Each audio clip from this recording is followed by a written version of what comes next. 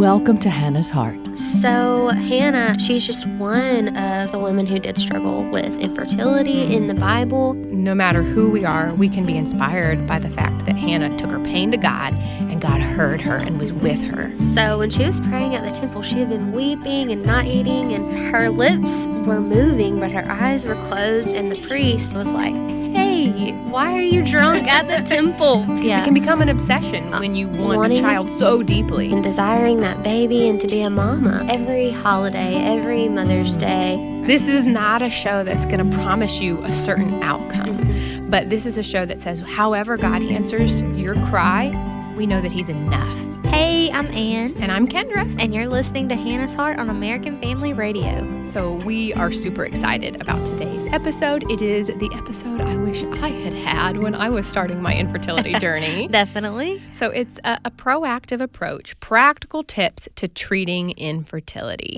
Yeah. So you find out that you're struggling, and it's like, where do I go from here? And there's so many different things on the internet, but it's like, where do I start? It's like you need a checklist. Yes. Like, did you do this? Did you do this? What's the order to go through? So today might not be quite as spiritual as some of our other episodes have been, but I think just as needed. It's just as needed. And the reason it applies to us as believers is because we want to be good stewards of what God has given us. And money is part of that. Time is part of that. Your body, for sure. So going through a process that's going to try what are the simple fixes first before we try some of the more expensive is helpful. Yeah.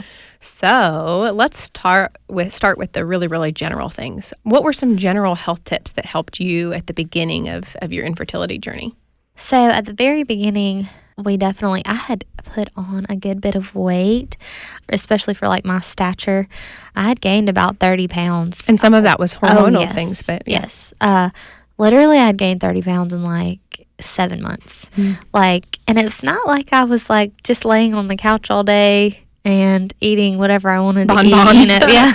I mean, Will and I definitely would enjoy some dessert or something, pizza, whatever. I'm not saying like I was like all natural paleo, but I mean, I went running 3 times a week and then still just gaining weight. But everybody tells you as you're growing up, they're like, your metabolism's just going to stop one day and you're going to see. And so I literally was like, I guess this is how my metabolism is going to fail me today, it's just going to be this way. But anyway, when I first went to my fertility specialist doctor, I guess, he brought that up, and that was one reason that he thought I had PCOS, and that's what I ended up getting diagnosed with another visit or two later with blood work in there that showed how crazy my hormones were. And he ended up telling me, he was like, "And you could have like dieted and exercised and not eaten a lot, and you still would have gotten up to 200 pounds or so." Wow. So anyway, but yeah, that was literally. What sort of diet did he recommend for you? He wanted me either doing the Mediterranean diet or the keto diet, and then he ended up saying, because of your hormones being this certain way, I had more testosterone than what I was supposed to have, and then if I'm remembering right, also too much progesterone and not enough estrogen. I think I'm saying that right. Or not the normal amount of estrogen. And so the keto, he started me on keto. I know a lot of people have their qualms about keto, and that's totally fine, but I was going to do what my doctor asked me to do. And so we started doing that, and like very, very, we did it all the way. And so anyway, I started doing that. I joined a local like workout class, and I was able to lose weight pretty quickly doing that. And then he started me on metformin, which is actually usually for diabetics, but it was to help get those hormones together. And honestly, untreated PCOS can end up causing type 2 diabetes. And so that's also another reason why metformin helps with that. I think it's really interesting how your health, what you're eating, what you're putting in your body affects your fertility, not just while you're trying to conceive, but even years before those substances that have toxins in them really do build up in your body. I remember I went to a Christian doctor when Eric and I got married, and he was like, "Are you guys hoping to have children? Do you he wanted to see if I needed supplements. And I remember him saying, he's like, it's the year before you try that you really need to start even thinking about your nutrition and what you're putting in your body. And I thought, so oh my goodness, a whole year before? Well, Eric, my husband, he's done a lot of research on animal-based diets that have a lot of meat and of course, a lot of the, neither one of us are dietitians. We don't claim to be that. But I think that the main overarching theme to come away with is throw the sugars out as much as you can. It's so throw much the about complex carbs out, the processed foods, and then within that, there's a lot of variety of what you can do. But if you can throw out the bad stuff, and of course, you don't have to be super strict and you don't want to add extra stress to your life, but just being practical. Your BMI, if you are morbidly obese, that will affect your fertility. Yeah. And so if that's something, having children is something that's important to you, even if you're, a little overweight, just getting to that healthy weight range. And it's not about a specific number on a scale, but just getting healthy and feeling good. Right. And also just feeling better about yourself. I know that I can look back at pictures of me during that time, and I remember feeling like, I guess this is just how things are going to be now. I'm just going to continue to get bigger, and so I feel like it also helps you just mentally feel better about and inviting yourself. God into that process too. Lord, I want to be healthy. Help me. You created my body, so help me know how to fuel it and do that. Yeah. Well, some other just general habits we have here is obviously not smoking and drinking. That's on our first fertility assessments. They ask you that question. The doctors will. Yep. And fortunately, a lot of believers, those issues don't come up as often. But if you have any sort of addiction issues, this is another time in your life to really pray for deliverance over it, because it will affect your fertility. And just think about hopefully that future baby, how worth that future baby would be to give up, those things. And I know that those things would be hard to quit, Any addiction. Right. I've never personally struggled with those, but even eating, different things that now you can't eat on the keto diet or whichever diet you're on, those are hard to give up too. But that was one thing that I was like, okay, that future baby will be worth me not eating this ice cream today. Yes, my husband helped me. He was like, I'm thinking for 2 right now, and I'm trying to help you. He was very encouraging. Exactly. That's how they should be. Well, the next one on our list is age. And a lot of people that are listening to this, you're probably already struggling with fertility if you're listening to our podcast, and you're thinking, well, there's nothing I can change about my age. Yeah. But I think this is an important discussion to talk about the initial assessment of your fertility, of where you are in life. And age plays a huge impact in your fertility, especially for us as women. And this is something not to scare women who are older, because I fall into that category. They call you, what's the term? Geriatric. Geriatric pregnancy is like, I think after 34. 34 or 35. Geriatric? Yeah. What? I have 2 friends in that category right now. So offensive. That is an offensive term. Yes. But the truth is, from the studies, is that your fertility does change around age 34, 35, and it starts going down. And now that's, again, anything is possible with God, and his timing and his ways are perfect in all that he does. So that's not to scare people. But there's this element of basic biology that I think God does work within a order and structure, and it's one thing to, if you're single and haven't gotten married, don't freak out and be like, I got my biological clock's running out. But if you are delaying starting to have your family, and you are getting up in age, and biological children is something that's very important to you, I would like to encourage you to do a little bit of research to know what's to come with how age affects fertility. And one thing to consider too is that 1 in 8 couples struggle with infertility. So it's very human nature to think, you know what, we're both healthy. As soon as we get started, this is going to happen for us.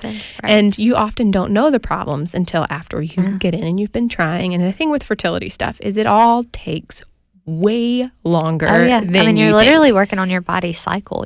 Girls or women work on a monthly cycle. So there are just certain times of the month, there's no doing anything about it. I mean, eating right, exercising, those things that we've already talked about, but it can be such a long process just for that reason. And even getting specialists and doctors and finding them, and some of them won't book for 6 months to a year out. They're booked up. Yeah.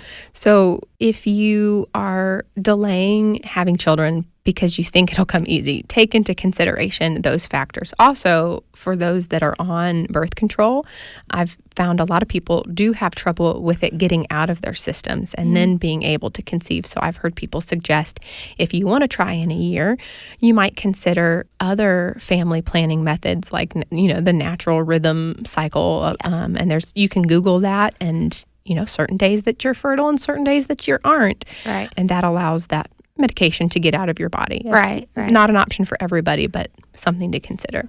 And now your family, you all did some really clean, like you kind of felt conviction for like clean products, right? Yeah. So it was December, I guess, of 2020. I know this sounds weird to say that. I feel like the Lord put it on my heart, but I do. I just feel like he was just kind of laying it on my heart to try some different products. And so I mentioned it to Will, and I was like, these are more expensive, but I do just feel like after looking at the toxins and the hormone inhibitors, like that can mess up your hormones. Yes. Like literally just in our candles. What's in in our house and around us daily. Yeah. Anyway, I just told him, I was like, I just feel like I would rather, try to use cleaner products when we can. That does not mean I cleaned out my full pantry and cleaning products and makeup and threw everything away. I did not do that. But just as I bought more, I paid more attention to what was actually in those. And so first thing I started with was deodorant, not having deodorant with aluminum in there or phthalates. And then we swapped body wash and went to a cleaner shampoo and what I washed our clothes with and things like that. And then so wise just to be intentional about reading labels. Yeah. And honestly, what kind of got me started on that was our little man. We had a baby through foster care at the time, and he came home from the hospital when he was 2 days old to our home, and I knew I wanted to see what was going to be in his cleaner for his clothes, and the things that he was going to be using in his formula. And so that kind of honestly sparked me looking into more ingredients in baby food and stuff like that. And then it took me to doing things for Will and I a little cleaner too. So that's so helpful. All right. Well, the next category. So once you kind of go through the general health tips, you want to look at basic fertility and making sure that you understand. Yeah. When I got married, I'll be honest, or maybe right before I got married, I did not realize how complex my cycle was. I know. I don't know why I was so oblivious. Were you? I was. I definitely was. Well, some women listening might be like, I know all of this, but there might be someone who doesn't realize there's a fertility window of only certain days that you conceive. Right. And learning about that, and then also finding an app to help track your ovulation. There's things like ovulation predictor kits. You can learn to track your own body. And I use the period tracker app. I don't know. Do you have a specific app you use? I use the Ovia app. Okay. So it's really helpful, especially for people like me who would never remember right. those details. Having an app. Well, and every time you go to the doctor, they're going to say, "When was your last menstrual cycle?" And you're like, "I don't remember. Hold on just a second. Let me look at my app." And that's whenever it came. It very helpful to me keeping up with it that way. So if you were kind of hoping to have a baby and it hasn't happened, maybe just start even charting little things as something, this period, this was weird, or this happened, making little notes of that. All of that will be helpful. Because honestly, I lived for so many years having my cycle a certain way that I thought that's how it was for everyone. Yes. And then without getting too in detail about all that, when my doctor asked me specific questions about my cycle, and I was telling him, and he was like, and not everybody has to lay down all day because they're hurting so bad, and I was like, well, really? I just thought it was cramping. I just accepted this. Yeah, yes. yeah. And so anyway, it's crazy once I started doing those things, and I guess taking metformin definitely even helped with that. Well, the next point that we have is to talk to your OB or to see a fertility specialist. And so this is something that both of us, finding somebody for that first, finding somebody that you trust can be very hard and difficult. It is hard. Yeah. I mean, because you're going about the most awkward situation in your life, to go talk to a stranger about Yes, that. and it's where do you start? Did you start with your OB? I started with the OB. It did not go very well. Mm-hmm. But honestly, because of the things that she said and how honestly kind of derogatory she was in that appointment, I really feel like the Lord used that to lead me to the fertility specialist that I did find, and he was sent from heaven. So anyway, I'd feel like God used that kind of sad and disappointing appointment to help me to find the doctor that I ended up finding for us. Well, and everything when it comes to fertility and finding and working towards a diagnosis does cost. One of the things I wish I had done was just like from the get-go gone and seen a specialist, and maybe like you do pay a little bit more at the beginning to get some tests done to figure out what the problem is, and it might be a simple problem, but like it's helpful to have a diagnosis first and then treat it. And there will be some cost associated with the diagnosis.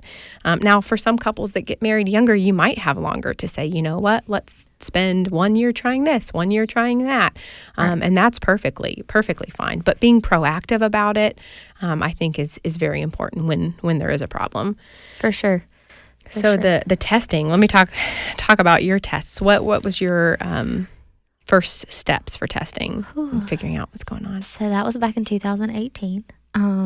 But definitely all kinds of blood work. I mean, I felt like I was in the doctor all the time for that stuff. And then they did vaginal ultrasounds, which are definitely no fun to do, but it definitely showed my doctor what was going on inside. Right. Yes. And he was just amazed. He was like, with all of your symptoms, they never did do this at your OB? And I was like, not one time did they do an ultrasound like this. And so that's how he was able to see all of the polyps that I had. And so that was another reason why he was like, well, you for sure have PCOS. And then after doing those type of tests, they did test Will to see, because like if he was a problem, it's a male factor, right? Then there would be a whole different plan in place, to do that. But he was good, and if you've ever done one of those tests, you know how incredibly awkward can be. So, and then after that, we tried medicines, the Clomid and Femara for a while, and then he got me to go to, I'm forgetting what it's called. It's where they put dye into your it's uterus. A HSG test. Yes, thank you. Yes.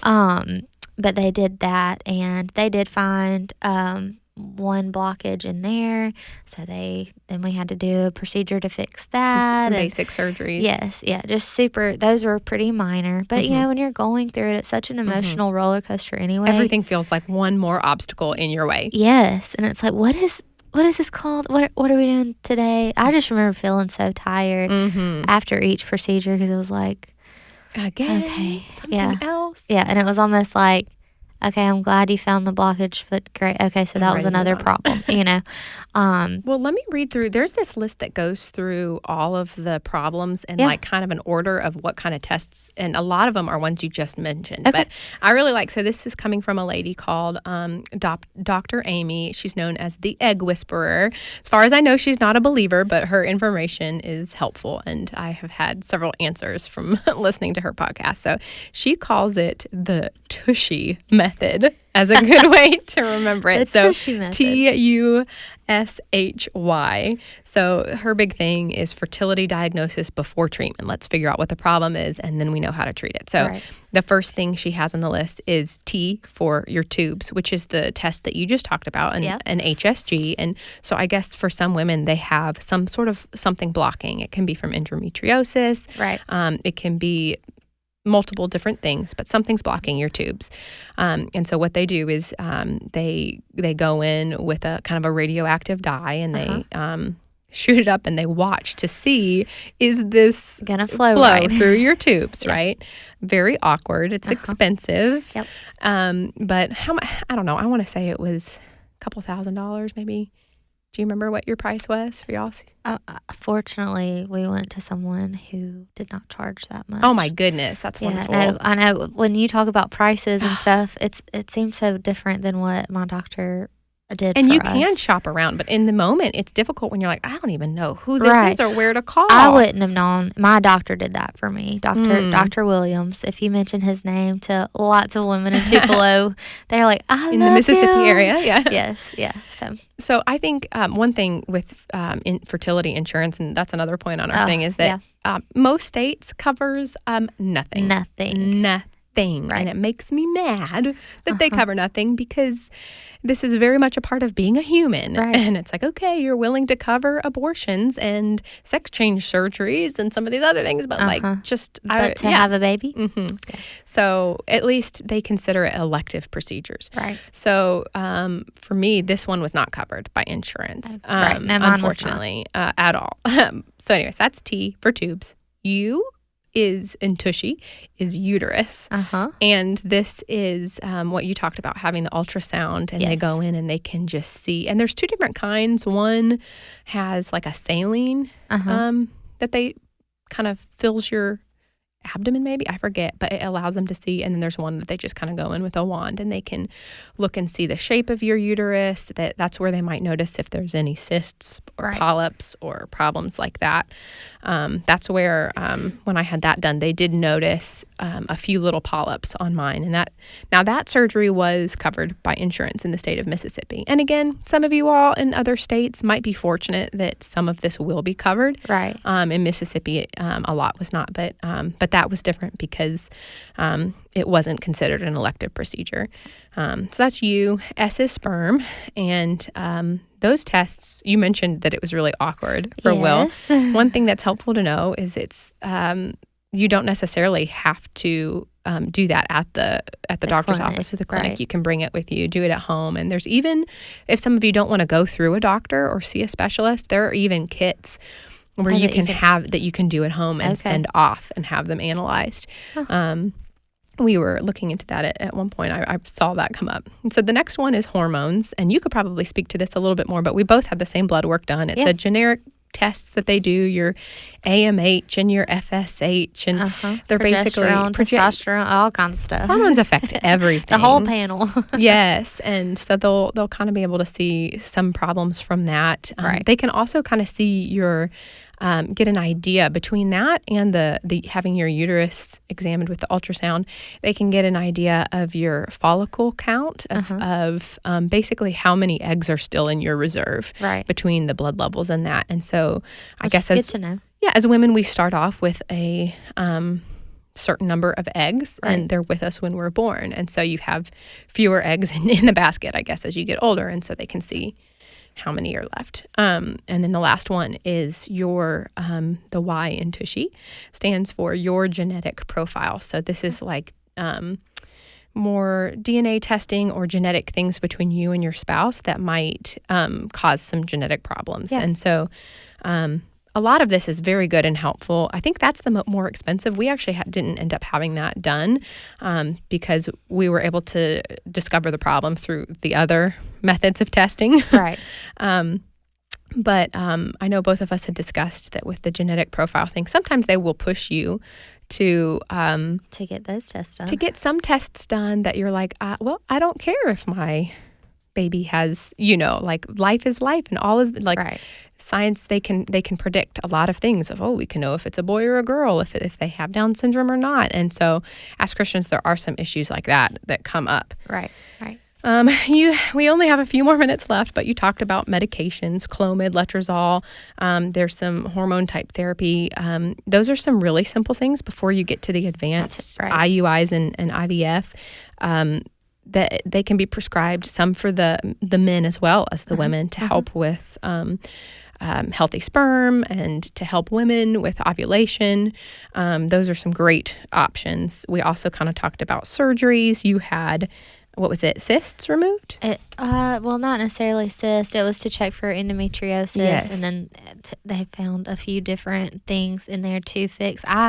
My uterus was actually not attached to my abdominal wall, so they went in and fixed that, which actually sounds crazy, but helped with my cycles.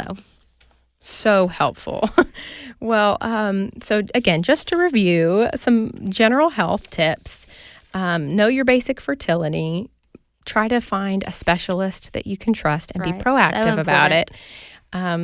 Do some of the testing, the Tushy method, your tubes, your uterus, your sperm, your hormones, your genetic profile. And the last element is to invite God into this process, right? For sure. He's always needing to be a part. Yes. You get so busy doing all the work of going through and checking all of these things that we forget that he is the author of life and he is ultimately in control. I have a verse, Isaiah 49:16. See, I have written your name on the palms of my hands. And that always just brings me encouragement to know that I'm literally written on the palms of his hands. That is absolutely beautiful. Oh my goodness, the big part of this is realizing God is in control. And even though you are trying to be proactive, you are scheduling doctor's appointments, you are overwhelmed, and literally your mind is spinning with all of these things, and you're learning about your body, keeping in mind that he is in control. And the verse that says, do not be anxious about anything, but in everything with prayer and petition, present your request to God. So first of all, don't be anxious. And secondly, remember to pray through every step of this and invite God into all of those doctor's appointments, all of the Googling and every single part of it. That's true. He is the way maker. Well, that's all the time we have for today. You can go follow us on Facebook and Instagram or email us at hannahsheart@afa.net. And we hope you'll join us again next time on Hannah's Heart.